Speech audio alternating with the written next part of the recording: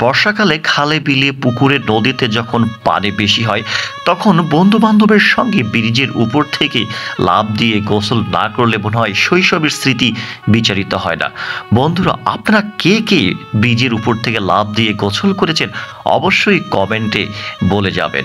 এবং বর্ষাকালে ব্রিজের উপর থেকে বন্ধু বান্ধবের সঙ্গে গোসল করতে যে অন্যরকম অনুভূতি এবং বন্ধু বান্ধবের সঙ্গে নৌকা ভ্রমণ করা এক অন্যরকম আমেজ স্মৃতিতে বিচারিত হয়ে থাকে।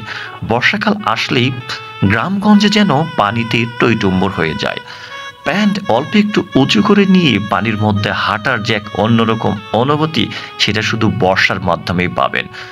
বন্ধুরা, বর্ষাকালে গোসল করার অনুভূতি অবশ্যই শেয়ার করবেন এবং ভিডিওটি ভালো লাগলে অবশ্যই একটি লাইক কমেন্ট করবেন।